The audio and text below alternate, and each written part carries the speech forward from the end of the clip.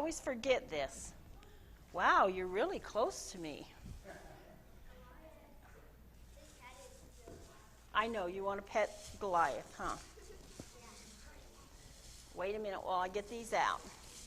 Now, if I gave you a choice, what would you like to drink? I have Coca-Cola, I have root beer, I have water, I have Fanta, and I have orange drink. Okay, everybody wants water?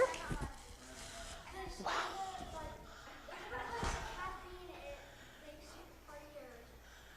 You want to teach this lesson? Wow. You know, that's right. So many times. Now, you guys, take a look at me. See, I never chose water when I was a kid. This is what I chose. And, yeah, this is what happens to your body when you drink a lot of sugar. But you guys are right. We should choose water. Goliath chose water, too. And the Bible tells us a story about water. It makes me think and it's in John chapter 4, if I can find it here. It's about, and I know you guys have heard this story. Wait a minute. Maybe it's in John chapter 3. Where did it go? Okay, here it is. It is in John chapter 4. And it's about a Samaritan woman. And I'm going to read it to you.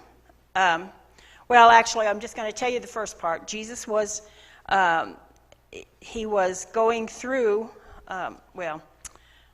he had to travel through Samaria. So he came to a town of Samaria called Sychar. Yeah, something like that. Near the property that Jacob had given to his son Joseph. Jacob's well was there, and Jesus was worn out from his journey, so he wanted to get a drink. And he sat down at the well. It was about 6 o'clock in the evening, and a woman of Samaria came to draw water. And he said, "Give me a drink," for his disciples had gone into town to buy food. And she says, "How is it that you, a Jew, ask me for a drink? I'm a Samaritan woman." For Jews do not associate with Samaritans. And Jesus answered, "If you knew the gift of God and who is saying to you, 'Give me a drink,' you would ask him and he would give you a drink of living water." What do you think living water is?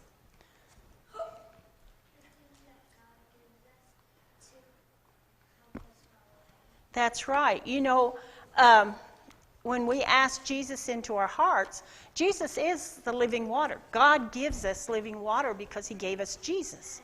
And Jesus compares himself to the living water because he makes us different. And that's, you know, ordinary water, there's some differences. This water is good to drink when you're thirsty, right? But living water is for our hearts. And it's for when we're thirsty of God's love, for God's love. And this water is good for soaking things, like if you get something dirty and you want to soak it and get it clean, or soften it. You've got a sponge and you want to soften it. But this water, our living water, softens our hearts.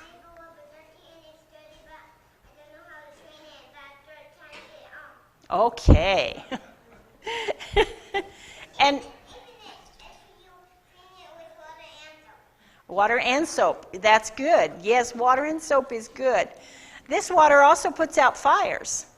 What do you think what kind of fires do you think the living water puts out? What, Jason? Sins and temptation, the fires that are in our heart that tempt us to do bad things.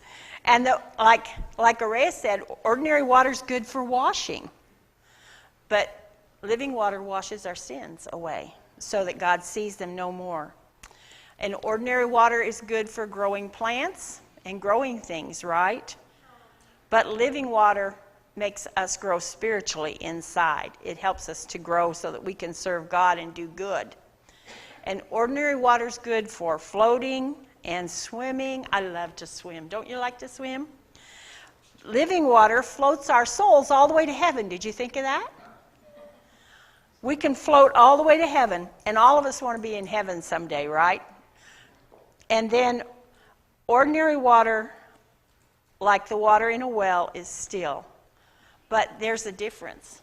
Living water bubbles up inside us, and we want to share it with others. So we want to tell others about the living water. So we're going to go to children's church now. And so you guys, what am I going to do with the soda? I thought you wanted the water. All right, guys, now.